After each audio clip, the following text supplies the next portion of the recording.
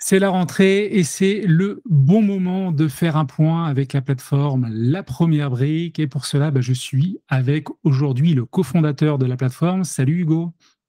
Salut Laurent. Et nous Hello. sommes également avec Benjamin. Benjamin, je te laisserai te présenter également, mais qui vient d'arriver chez La Première Brique, qui est directeur de la relation investisseur. Écoutez, comment allez-vous avec cette rentrée? Bah, très très bien, très très bien. On a pas mal de belles choses à annoncer à nos investisseurs. On n'a pas pris de vacances ou très peu cet été pour attaquer la rentrée un peu d'arrache-pied. On a vraiment mis l'expérience utilisateur et le suivi des projets au centre de nos préoccupations. Et, euh, Et on a pas mal de belles choses qu'on a hâte de partager avec ta communauté et avec tous nos investisseurs. On va parler de pas mal de choses ensemble.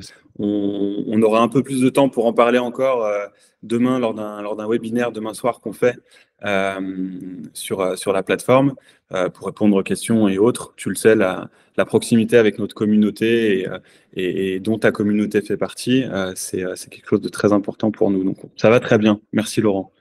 Bon, c'est super.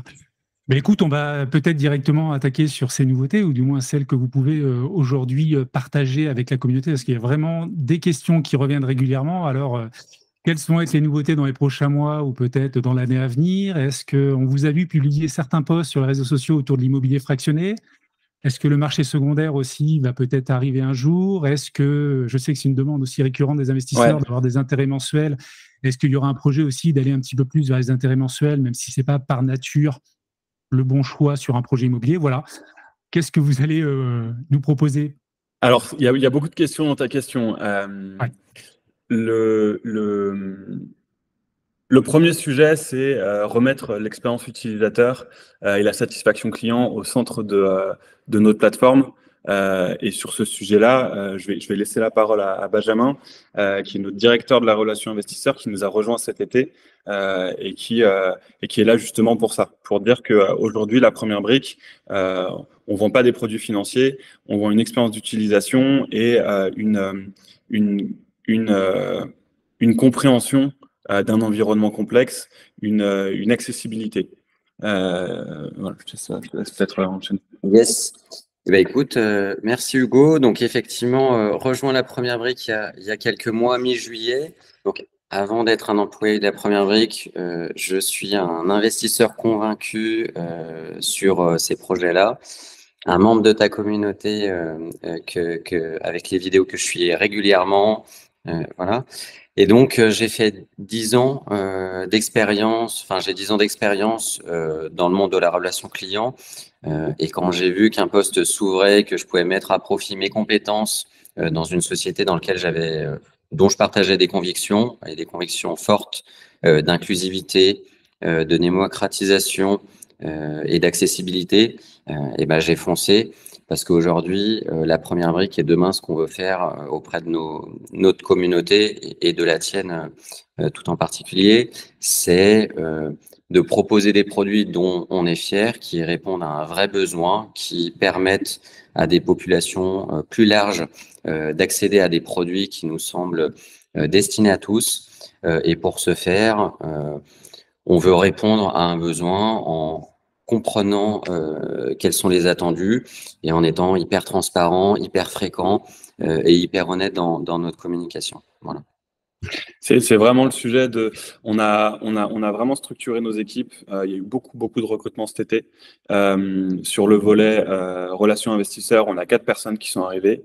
4 personnes qui ont une vraie sensibilité, satisfaction client dans leur parcours. On a 2 personnes qui sont arrivées au juridique, dont une personne qui a plus de 5 ans d'expérience sur les sujets de contentieux et suivi de dossiers, et qui va nous aider en collaboration avec nos 2 avocats conseils, à aller attaquer les dossiers sur lesquels on a besoin de défendre nos investisseurs. Et on a recruté un directeur du développement qui va nous aider à aller explorer les nouvelles façons d'apporter, de réaliser notre mission, pour le dire autrement, à savoir démocratiser l'investissement immobilier, toujours dans l'ADN qu'on a, à savoir une démocratisation qui se veut par définition, qui dit démocratisation, dit accessibilité, dit une communication qui soit claire, qui soit transparente, une relation de confiance avec notre communauté. Une relation de confiance, ça passe par tout ce qu'on on propose déjà, à savoir voilà, transparence, accessibilité, toutes ces choses. Donc, les grosses nouveautés, c'est structuration de l'équipe. Ça, c'est pour l'aspect humain qui est forcément au centre de tous nos efforts. Et tout cet humain, il va nous aider à accompagner aussi des évolutions tech. Parmi les évolutions tech, il y a pas mal de choses qui ont déjà été lancées ou qui vont être bientôt lancées. On a fait un très très gros travail, je prends un peu tout dans le désordre, on a fait un très très gros travail sur l'expérience utilisateur et sur le parcours d'inscription et le parcours de souscription pour que ces deux items, ces deux volets de l'expérience utilisateur soient beaucoup plus fluides.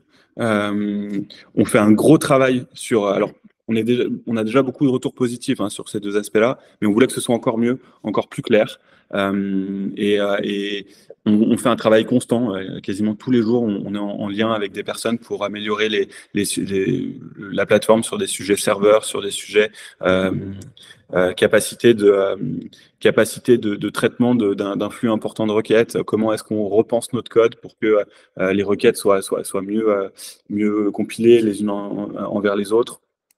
Voilà, il y a tous ces sujets-là.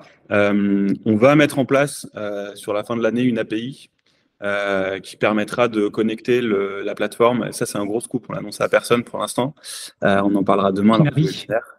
Par exemple, mais il y en a d'autres, il y a Wellscom, il y a d'autres plateformes, mais Finari fait partie effectivement des solutions qu'on a en tête. On va mettre en place des podcasts pour pouvoir finalement montrer un peu l'envers du décor et les partenaires avec lesquels on travaille. Donc sur des sujets de fiducie, sur des sujets d'expertise et de valorisation immobilière. On a plein de sujets comme ça qu'on a envie de traiter. On va certainement faciliter de façon significative l'investissement depuis le téléphone mobile, d'une façon ou d'une autre. On a aussi la volonté de... le fractionné, t'en parlais, c'est une réflexion qu'on a. C'est une réflexion qui n'arrivera pas sur la fin de cette année, qui aboutira pas sur la fin de cette année pour une raison très simple, qui est qu'aujourd'hui, dans le droit français, le fractionné au sens être propriétaire d'une quote-part du bien, ça nécessite de faire de l'equity et on n'a pas aujourd'hui trouver le mode de structuration qui permettrait de le faire avec 1300 personnes de façon fluide et efficace. Et la façon dont on pense ça, aujourd'hui, ce serait de l'obligataire sur une société qu'on va créer où finalement, c'est du crowdfunding pour les personnes qui détiennent la SAS. Et c'est moins notre philosophie. Si on doit faire du fractionné, et ça a beaucoup de sens, le fractionner chez la première brique, compte tenu de notre ADN, qui est de dire qu'on a une communauté très importante, qui investit à partir de 1 euro et à laquelle on communique de façon ultra transparente. Le fractionner chez la première brique, ça le sera avec ces trois grands axes, à savoir une communication qui est ultra transparente. On ne dira pas à notre communauté qu'il y a 14% de rendement, quand en fait, sur les 14% de rendement, il y a 12% d'espérance de plus-value à la revente du bien dans 5 ans. On ne dira pas, enfin bref, on le fera avec notre ADN, et ça demande beaucoup de temps. On est une équipe de 22 personnes aujourd'hui, mais on touche pas terre et on se bat déjà beaucoup sur les différents sujets qu'on peut avoir. La structuration de l'équipe a vocation à nous amener à faire encore mieux, à ramener encore plus de qualité, parce que c'est clairement au centre de nos préoccupations pour l'ensemble de notre communauté. Mais elle nous laisse peu de temps pour des sujets comme le fractionné, bien que ce soit dans notre roadmap. Par contre, Et désolé, je suis très bavard. Mais j'ai pas de questions après. Hein. ouais, parce que tu me parlais aussi, tu nous parlais des rendements mensuels. Alors effectivement, le rendement mensuel, c'est un non-sens pour une opération de marchand classique, parce que comme je l'avais déjà expliqué à ton micro, ça nécessite de dire aux marchands de biens, vous allez emprunter plus, et puis vous allez payer des intérêts sur plus, de façon à avoir du cash nécessaire pour payer le cash flow qui est tous les mois. Parce que dit mensuel, dit paiement mensuel des intérêts. Et c'est un non-sens parce que tu détériores le bilan de l'opération du marchand de biens et donc la sécurité du projet. Le mensuel, pour autant, on va en faire de plus en plus parce que on a fait de l'hôtelier plusieurs fois. Ça a super bien marché, c'est des opérations qui vont bien, sur lesquelles on est très content. Et on a d'autres opportunités. On est en train de réfléchir à d'autres opportunités qui peuvent permettre de faire du mensuel. Et ce qui est certain, c'est que dès qu'on peut faire du mensuel, on va faire du mensuel. D'accord. Voilà.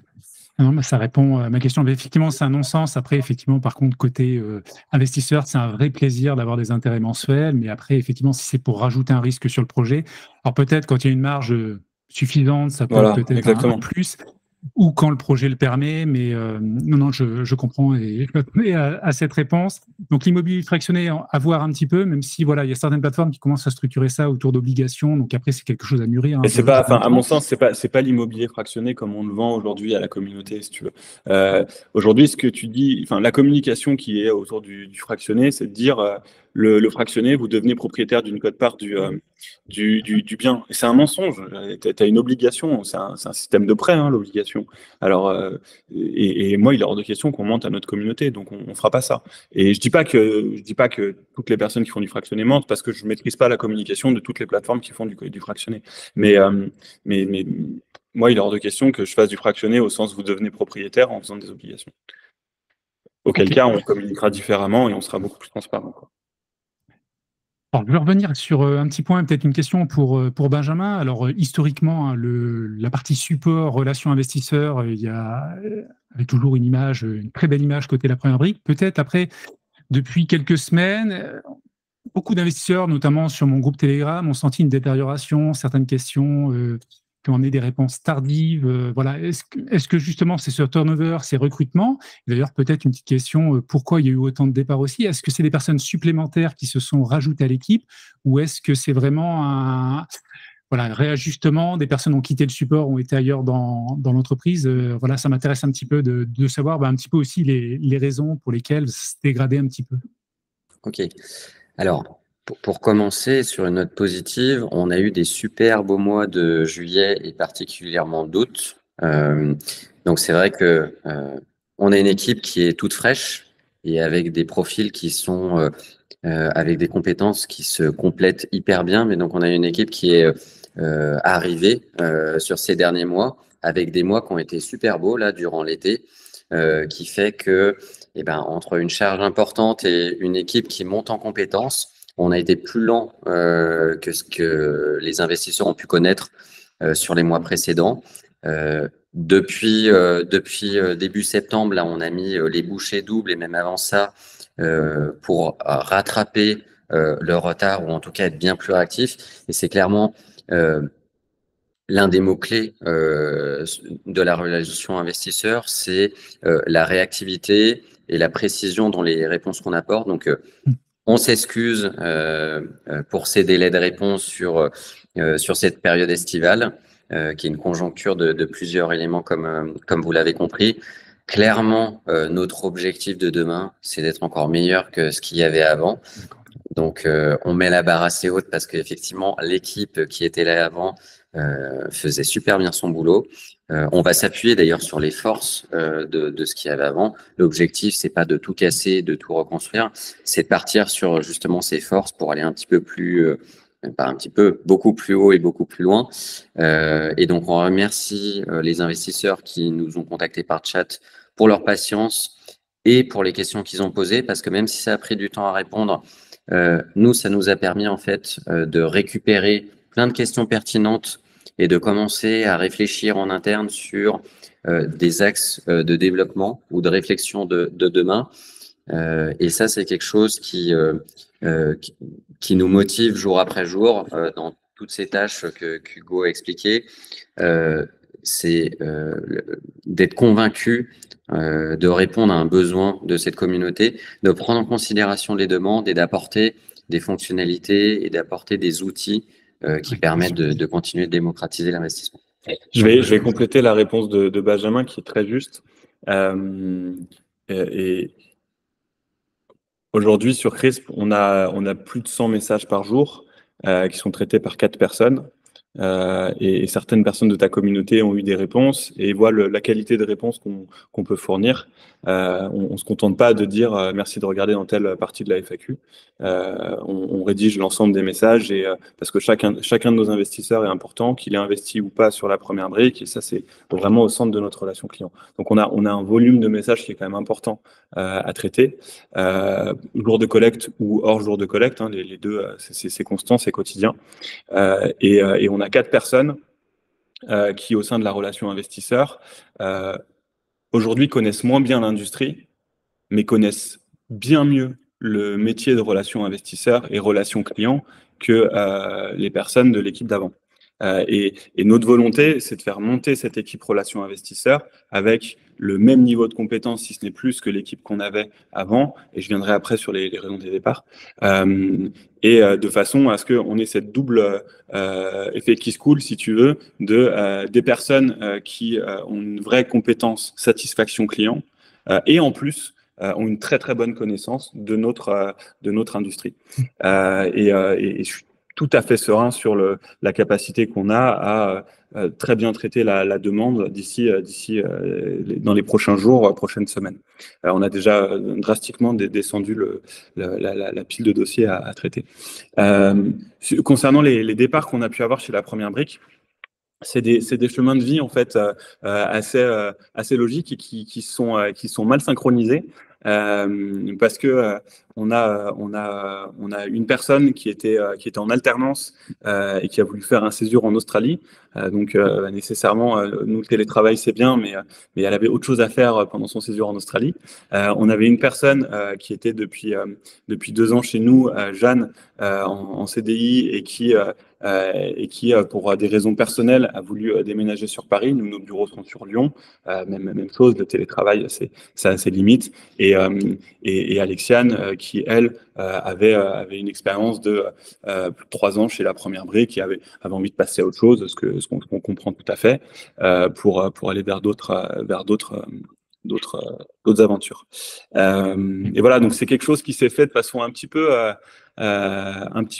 déconcertante sur l'aspect chronologique, et qui nous a un petit peu mis au challenge, mais on a bien relevé le challenge. Et puis heureusement, les 3 personnes que je viens de citer ont vraiment joué le jeu et ont permis l'accompagnement de l'équipe pour la faire monter en compétences. Et aujourd'hui, on a une équipe qui est pleinement opérationnelle, mais qui a encore plein de choses à apprendre, de bons réflexes, d'automatisme. Donc ça prend forcément un peu plus de temps. Mais ce qui est sûr, c'est qu'on répondra et que la priorité, c'est des réponses de qualité. Et le deuxième sujet, c'est de le faire le plus rapidement possible. Ok, bah super, ça va rassurer les investisseurs, d'autant qu'en plus vous avez déménagé. Voilà, vous êtes bien installé.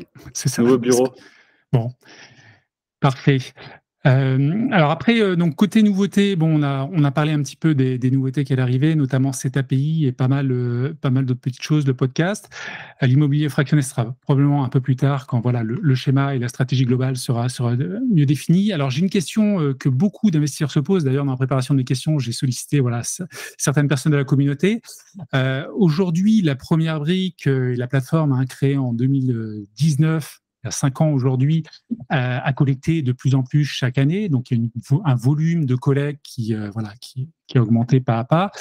Comment aujourd'hui, vis-à-vis de cette dimension, comment maintenir la qualité, dans les critères de sélection des projets, la qualité à tout niveau sur ces projets-là, tout en maintenant justement cette croissance nécessaire à toute entreprise, ce qui est logique. Donc ça, c'est une vraie question que je voulais vous poser. Eh ben, c'est une très bonne question. Déjà, le premier élément de réponse, c'est de dire que notre montant de collecte, il il grandit de façon, il y a un effet boule de neige, si tu veux. Le marché du crowdfunding immobilier dévisse de 30% en termes de montant de collecte. Je crois qu'on était à 380 millions à la fin du premier semestre, contre 1 milliard, je sais plus si c'est, enfin, on était proche du milliard l'année dernière, donc ça fait une belle décroissance. Donc nécessairement, il y a beaucoup d'acteurs qui viennent vers nous. Parce que nous, on a 42% de croissance cette année. Alors, on reste un petit acteur, hein, qu'on s'entende bien. Sur ces 380 millions, on représentait 50 millions au premier semestre. Pour autant, on continue de collecter, les collectes vont bien, sans dire qu'elles vont vite, parce qu'on n'a jamais cherché à ce qu'elles aillent vite. La collecte se fait. Donc, il y a beaucoup d'opérateurs qui viennent nous trouver parce que leur premier critère dans le cahier des charges, c'est d'avoir l'argent à la fin de la collecte. Donc, on a beaucoup plus de dossiers aujourd'hui qui nous sont proposés qu'avant. Donc ça, déjà, ça amène un phénomène naturel on collecte plus et on a plus de dossiers à auditer. Et la proportion de dossiers qui sont bons dans ces plus de dossiers à auditer, elle décroît pas. Donc la croissance est assez organique et assez naturelle. Ça, c'est le premier élément de réponse.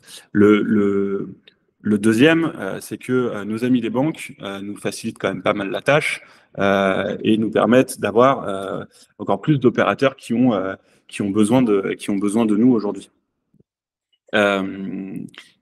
et qui viennent nous trouver. Donc en fait, je pense que c'est deux éléments essentiels. Le premier, c'est qu'il y a de plus en plus d'opérateurs qui ont besoin d'argent et qui, dans le contexte actuel où on a quand même une baisse des prix relative, mais une baisse des prix, sont en capacité de faire des belles opérations par leurs compétences, parce qu'ils peuvent amener de la valeur ajoutée sur des opérations, mais ont du stock et ont besoin de se refinancer et ont besoin de se financer tout court. Nous, ça nous permet d'avoir des garanties qui sont très fortes, parce que parfois, tu as des biens nets de dette qui n'arrivent pas à se vendre, on va refinancer sur ces biens-là. Donc, de plus en plus d'opérateurs, et d'un autre côté, on est de plus en plus nombreux, et aujourd'hui, on a 7 personnes qui auditent les dossiers, qui les structurent, et on a une équipe qui permet de traiter un volume de plus en plus important. Au-delà de ça, les 190 millions qu'on a collectés à date, c'est pas vraiment le chiffre qu'on regarde. Nous, le chiffre qu'on regarde, c'est les 63 millions qu'on a remboursés à date. Et les 63 millions qu'on a remboursés à date, finalement, c'est notre objectif. Nous, un dossier, on le lâche pas tant qu'on n'a pas fini de le rembourser. C'est pour ça qu'on a recruté au contentieux, c'est pour ça qu'on a renforcé les équipes. Enfin, voilà. Et ces 63 millions, c'est marrant parce que ça, c'est une stat qui n'a pas bougé. On a un tiers de notre montant collecté qui est intégralement remboursé. Et c'est quasiment, depuis le début de l'année dernière, on est quasiment à ça en termes de stats. C'est-à-dire qu'on a une croissance qui est forte, mais en fait, si tu mets bout à bout les projets qui sont courts et les gros projets qu'on va rembourser, qu'on a collectés sur les années précédentes, en fait, on reste sur une stat qui est à peu près, on a un tiers de notre collecte qui se rembourse de façon continuelle. Donc, on n'est pas sur une croissance déraisonnée, si tu veux, OK, on va faire 200 millions cette année, et puis peu importe si on a remboursé que 20 millions, quoi. On reste sur un tiers de notre collecte qui est remboursé. OK. Concernant alors j'avais une question aussi tout à l'heure. Combien vous avez aujourd'hui d'investisseurs globalement sur la première brique? 53 000 et quelques. 53 000 ouais, c'est ça, entre 53 et 54 000. Ouais, on doit être à 50. Tiens, tu veux que je te donne le chiffre en live? Allez, en live. Alors, nous parlons actuellement, nous avons 53 874 utilisateurs de la première brique et nous avons 55 325 profils créés sur la première brique. Donc là, ça comprend les sociétés et les personnes physiques. Ah oui, il y a les deux. Ouais. Alors, pour revenir justement au sujet des collectes, alors historiquement, alors tu vas peut-être me contredire sur certains aspects, il y avait principalement des projets de marchand de biens, il y a eu de la promotion. Depuis quelques mois, et c'est notamment une question qui m'a été envoyée par un investisseur avancé sur le groupe Telegram, il y a eu une diversification. Alors, il y a eu du réméré aussi depuis quelques mois, il y a eu de l'hôtellerie, comme tu l'as évoqué, ce qui permet d'ailleurs de fournir des intérêts mensuel. Il y a également eu des projets plus type business, notamment 3 sur les derniers mois, comme le Calisté, où on est sur un peu le projet d'une vie, d'un couple en Corse. Il est beau ce projet, hein. Je trouve Ouais, qu'il a beaucoup de sens, le Calisté. l'emplacement est superbe. Mais justement, la Non, mais question au-delà de ça, que- je trouve que l'idée du projet, c'est l'essence de notre activité. C'est permettre à des gens d'aller au bout d'un projet qui est le projet d'une vie, quoi. Et moi, je l'ai trouvé magnifique, ce projet. Et justement, la question derrière, c'était en termes de typologie de projet, est-ce que vous formez à d'autres potentiels, voilà, collecte, au-delà du marchand de biens classique ou de la promotion immobilière, comme le réméré, l'hôtellerie, on a vu un peu certains projets de business, et qu'il y a d'autres idées qui vous viennent, hein, toujours dans le prisme du crowdfunding immobilier, bien sûr. Ok. Alors, le sens de la première brique, c'est de permettre à tout un chacun de participer à un projet rentable, quels que soient ses revenus. Dès lors, un projet immobilier qui est rentable et solide, on l'étudie. Nous, on est là pour proposer des opportunités à nos investisseurs et des opportunités qui soient solides et qui soient rentables. Voilà. Donc oui, on ne se ferme pas de porte. Voilà, pour le dire très simplement. Non, après, ce qui est intéressant sur cette partie-là, parce que ça peut justement poser des problèmes, parce qu'on sort un petit peu sur un projet type le Calisté, type un peu plus business, que de l'immobilier basique, mais ce qui est intéressant derrière, c'est que ça va toucher un petit peu à toutes les sensibilités des investisseurs. C'est-à-dire que moi, personnellement, je suis plutôt marchand de biens classique sur des projets de base. La promotion, j'y vais de temps en temps, mais c'est pas obligatoirement ma tasse de thé parce que j'en ai jamais fait personnellement, à titre personnel. Donc c'est pas obligatoirement. Voilà, l'hôtellerie me gêne pas parce que je fais de la location courte durée. Le réméré, j'ai toujours eu un petit peu plus de mal. Donc ce qui est intéressant aussi en parallèle, c'est qu'aussi, il y a un petit peu un panel varié et ça peut aussi répondre à des demandes différentes auprès des investisseurs. Au-delà de ça, on ne va pas sur un dossier si on n'a pas un sous-jacent solide et qui permet de sécuriser nos investisseurs. C'est-à-dire que tu parlais des lignes corporate, donc des lignes de trésorerie, hein, en fait. Quand on refinance une personne qui a besoin de trésorerie pour faire d'autres opérations, là, on y va parce que on a un actif net de dette qu'on peut prendre en hypothèque de premier rang. Et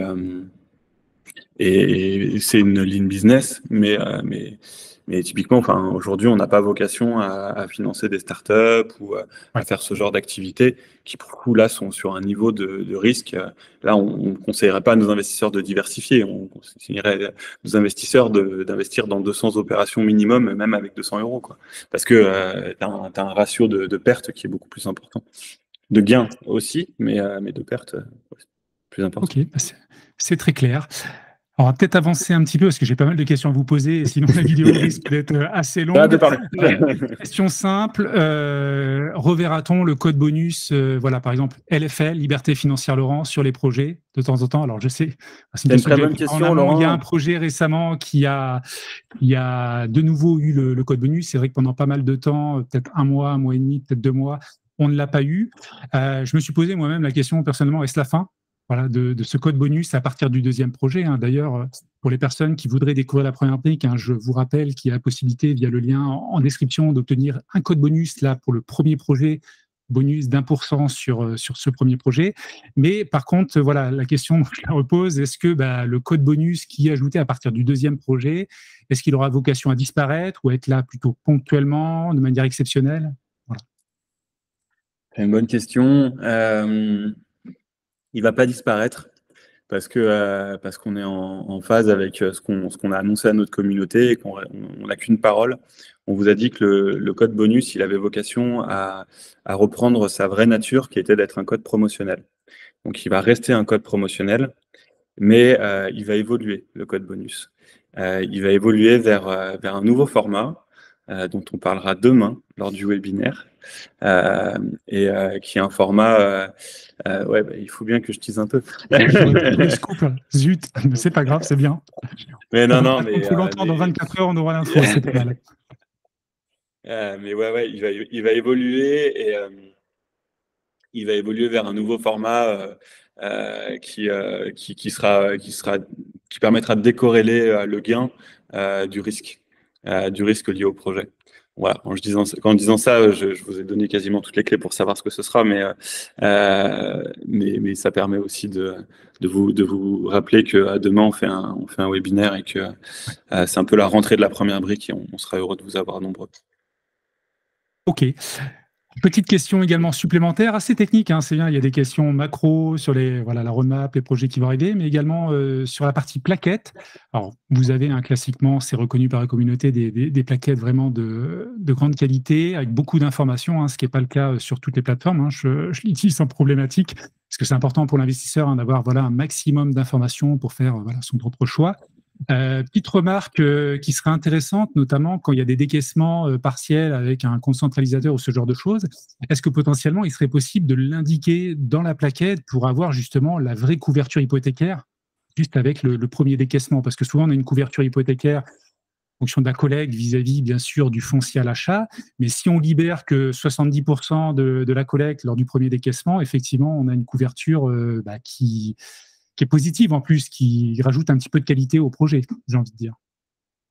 Yes. Alors, merci pour ta question. Donc, pour répondre de manière macro à la question, les plaquettes, on en est fiers et elles sont de qualité, effectivement. Par contre, on se dit qu'on peut aller encore un petit peu plus loin, rendre ça encore un peu plus lisible.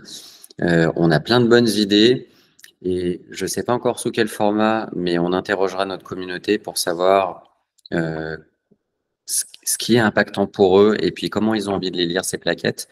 Donc, c'est un chantier qu'on a pour le trimestre ou pour les mois à venir. Et plus précisément, pour répondre à cette question plus précisément, je pense que ça va dans le sens de la refonte en fait de ces plaquettes où on se dit comment on rend l'information un petit peu plus disponible.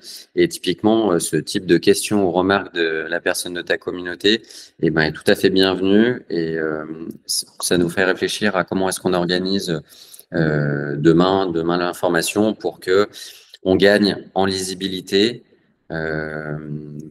Pour que chacun choisisse un projet dans lequel en fait il s'y retrouve et que l'information soit au plus clair. Et concernant le montant du décaissement partiel, pour connaître la couverture hypothécaire, aujourd'hui, notre approche, c'est toujours de montrer le pire, en quelque sorte, et du coup de dire, en fait, la couverture hypothécaire, quand on aura tout décaissé, ce sera ça. Mais effectivement, lorsqu'on a un décaissement au fil de l'eau, comme on l'appelle, à savoir sur présentation de facture, en général, la pratique qu'on a, on raisonne un peu comme une banque, hein, ils font pas tout mal, loin de là. C'est que on demande au porteur de projet de mettre son apport dans l'achat du foncier chez le notaire. Nous, on complète avec notre financement et puis le delta, donc le reste, on le garde sur le compte MangoPay de l'opérateur, auquel nous sommes seuls à avoir accès. L'opérateur n'y a pas accès. Et nous décaissons au fil de l'eau sur présentation de facture pour le montant des travaux. C'est vrai qu'aujourd'hui, dans la présentation, on dit que quand on aura décaissé tous les travaux, sur présentation de facture et de photos de l'avancée des travaux, on aura une couverture hypothécaire qui sera de temps par rapport au prix d'acquisition du foncier, parce qu'on estime que c'est l'hypothèse la plus conservatrice. Mais on pourrait aussi... ce serait plus du marketing, à mon sens, que vraiment du...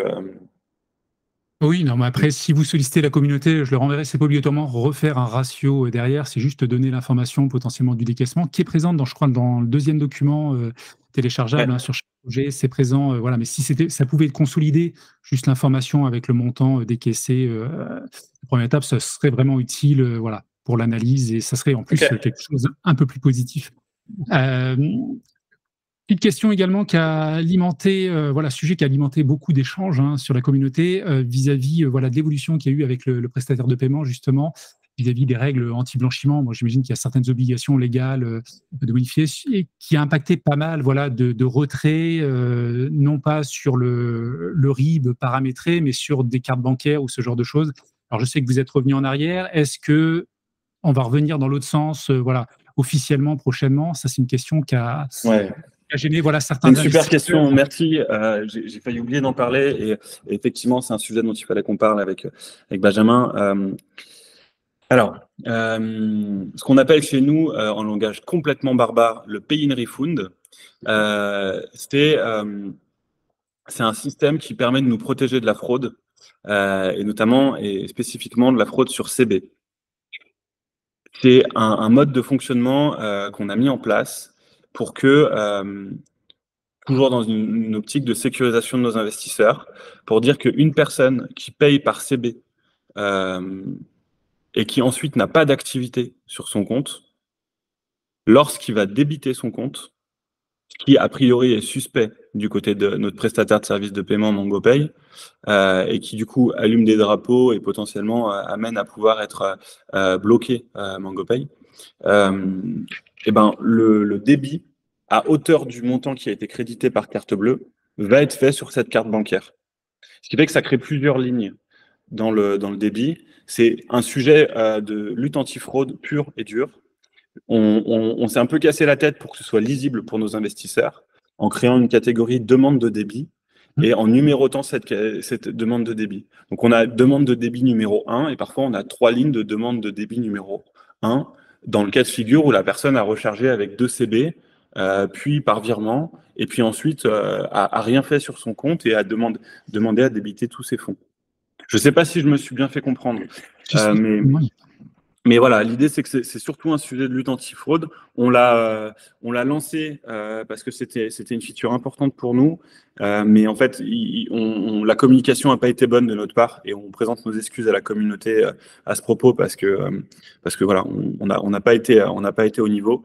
Donc c'est pour ça qu'on l'a supprimé. On va la relancer après l'avoir un petit peu retravaillé et puis après avoir vraiment communiqué auprès de la communauté sur le sujet.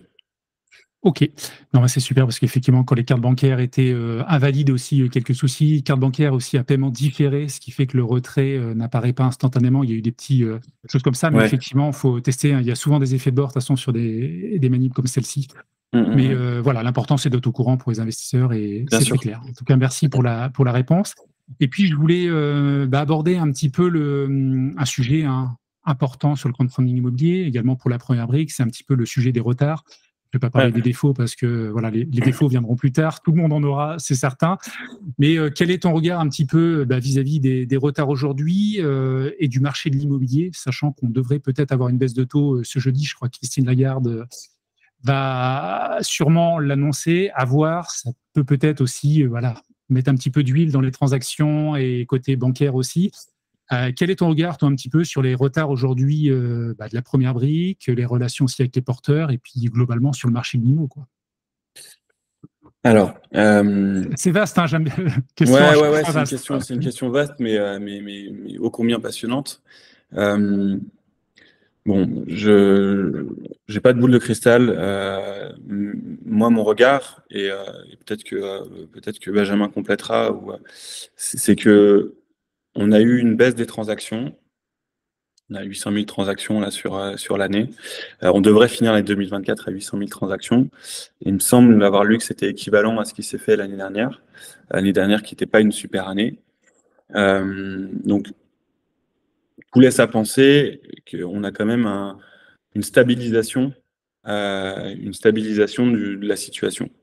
Une stabilisation de la situation dans un contexte où démographiquement, la population augmente, le besoin de se loger, on a toujours des divorces, je ne crois pas avoir vu une chute des divorces, on a toujours des naissances, on a toujours des gens qui se marient, bref, on a toujours des gens qui veulent se loger. Ces gens qui veulent se loger, aujourd'hui, ils font face à une tension locative qui est énorme dans les villes où l'économie est dynamique, et ils ont besoin de se loger. Donc soit ils trouvent un logement, ils ont la chance de trouver un logement en location, soit ils acceptent d'acheter à des taux un petit peu plus élevés. Tu le disais, il y a une baisse des taux qui se pressent. C'est quand même de bon augure pour le marché immobilier. Dans tous les cycles économiques, on voit qu'il y a une phase de crise, puis une phase de stabilisation, puis une phase de reprise. Bon, la question, c'est combien de temps on va rester dans cette phase de stabilisation avant que la reprise n'arrive. Et moi, j'ai le sentiment que sur fin 2024, début 2025, on va avoir un petit bol d'air parce que les taux vont baisser, parce que les gens vont accepter que non, ils emprunteront plus à 0,95 et que des taux à 2,5, 3, c'est déjà très bien. Je ne sais plus à combien sont les taux exactement. On est, ouais, c'est ça, 3,6. C'est OK. Et finalement, ils compteront sur. Enfin, on a besoin de débloquer la situation. Il faut que ça vienne d'un côté ou de l'autre, des banques, des promoteurs qui ont déjà bien baissé leur prix, ou des acheteurs qui acceptent de payer un peu plus cher que ce qu'ils avaient prévu, un peu plus cher dans le sens coût de l'argent plus coût de l'actif. Voilà. Donc, pour moi, ça va s'arranger sur les mois à venir. Et on a beaucoup de nos opérateurs qui commencent à nous dire qu'ils sentent, ils ont plus de visites, il y a plus de dynamisme sur le marché, et ça donne vraiment confiance. Ok. Ouais, c'était très bien.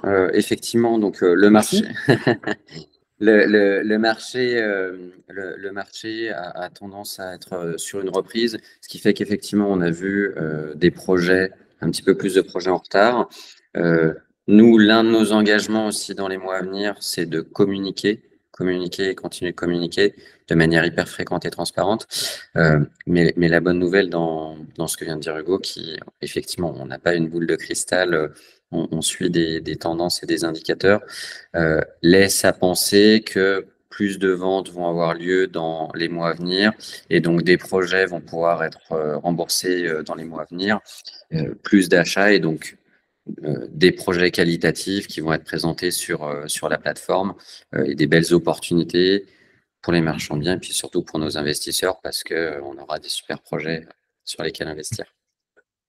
Ok, donc il n'y a pas de... Ouais, non, d'ailleurs, merci pour les reportings, hein. Ça, c'est un point vraiment super sur la plateforme, hein. Je souhaite le souligner parce que moi aussi, étant investisseur sur pas mal de projets, le fait d'avoir un suivi régulier et détaillé et transparent aussi, hein. Ça, c'est un point important. Par contre, je voulais juste, je te laisse juste après, Hugo, vis-à-vis des retards globalement. Moi, le retard me fait pas obligatoirement peur. En plus, je regarde principalement les retards après 6 mois. Je pense que c'est important aussi d'indiquer cela, même si c'est bien de regarder tous les retards globalement.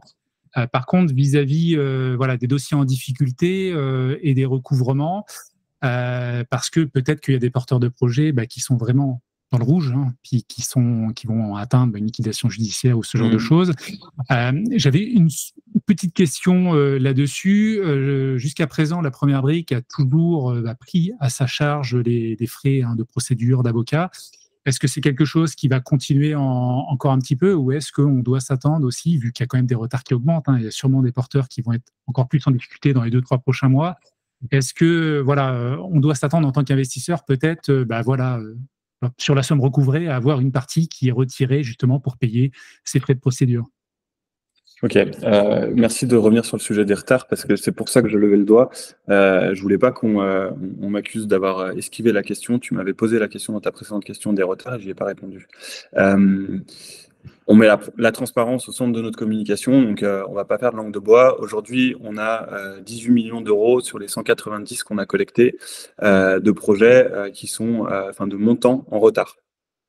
En gros, on a un peu moins de 10% de notre encours qui est en retard. Sur ces 18 millions, on a un peu moins de 8 millions. Là, ce chiffre, je n'en suis pas certain. Attends, tu sais quoi, je vais le vérifier en live. Hop, hop, hop.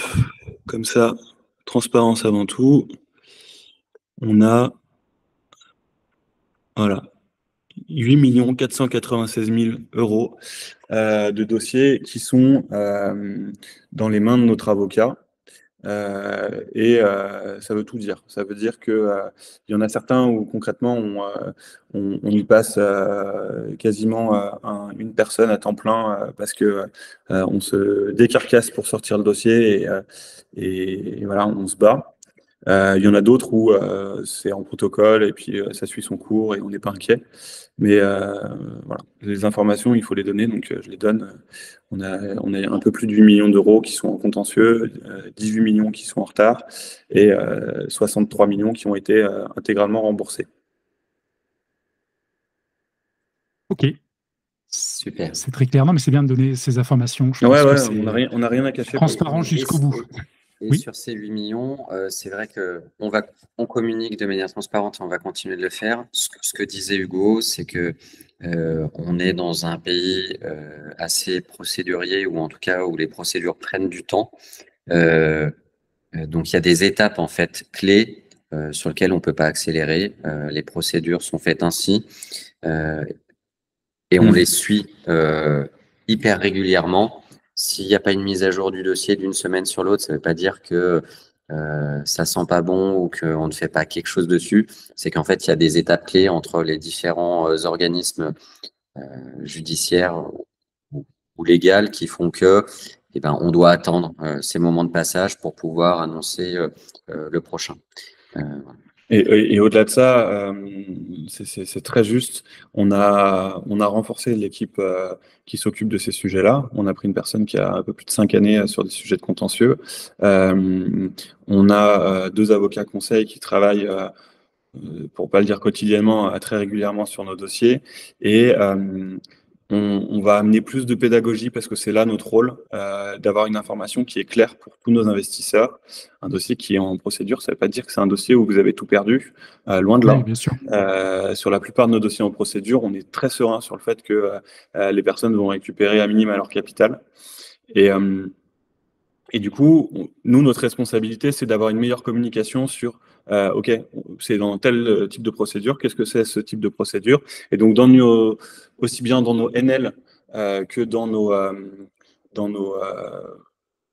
nos communications, des formations éventuellement qu'on envisage de faire, on va aider nos investisseurs à mieux comprendre la réalité de leur dossier. On le fait Dans les aujourd'hui sur les podcasts, petits projets, on veut le faire aussi sur le suivi. bien sûr. Peut-être dans les podcasts à venir. Non, mais c'est vrai que Eh ça, oui, c'est oui, quelque chose. complètement. Moi, j'ai cherché à trouver également des interlocuteurs sur cette partie-là, parce qu'effectivement, dans ces 8 millions d'euros côté avocat, il y a des procédures, la personne a un petit peu de temps et on cadre les choses, il n'y a pas de problème. Des fois, bon, il y a la couverture, enfin, il y a les garanties qui sont bonnes. Puis après, le problème, c'est les quelques cas où voilà, le porteur de projet, la tête à l'envers, entre guillemets, où il y a il rentre dans un mutisme, et là, ça devient un petit peu plus compliqué peut-être. Non, non, mais c'est très intéressant. Ça serait très intéressant pour les investisseurs, je pense, d'avoir un petit peu voilà, le détail de toutes ces procédures, de ce qui peut être dit et pas dit d'ailleurs, hein, parce qu'on peut avoir la Et au-delà de transparence. ça, Mais aussi, tous nos investisseurs sont au courant. C'est-à-dire que tous les investisseurs de ta communauté qui investissent chez nous, s'ils ont un projet qui est en retard ou en contentieux, ils le savent. bien sûr. Et ça, on en est très fiers. C'est qu'en fait, on communique sur tout. C'est ce que disait Benjamin. Ils ont reçu une newsletter qui disait on a tel projet, bah voilà, c'était ce projet, on en est là. Ou même plus simplement, ils vont sur leur interface, ils filtrent par retard dans leurs investissements. Il y a un petit indicateur et ils voient tous leurs projets qui sont en retard. Et dans ces projets, même, bonne pratique, ils ont les documents, et dans ces documents, c'est les newsletters. Quand ils vont dans l'onglet documents, ils ont toutes les newsletters qu'on leur a envoyées. Ils ne sont même pas obligés d'aller regarder dans leur mail, ils les ont directement sur la plateforme pour suivre l'évolution des différents dossiers. Donc c'est important pour nous vraiment de vous donner toute l'information qu'on a, quoi. Non, mais ça, c'est bien. Il faut maintenir. Ça, il n'y a pas de problème. Ok, très bien. Bah, j'ai balayé toutes les questions que je voulais vous poser. Je vais peut-être vous laisser, bien sûr, comme d'habitude, le mot de la fin. Voilà, si on a oublié des choses, s'il y a d'autres sujets sur lesquels vous voulez revenir, il n'y a pas de souci. En tout cas, merci d'être intervenu. Voilà, c'est toujours un plaisir. Eh ben, écoute, merci beaucoup Laurent de nous avoir invités. Ravi de pouvoir participer à ce type d'échange et avec ta communauté qui est bienveillante et qui est hyper pertinente pour suivre le Telegram. Continuez de faire des retours comme vous le faites parce que ça nous aide à aller dans le bon sens. Et on se voit très prochainement pour plein de belles nouveautés en accord avec nos promesses et nos valeurs.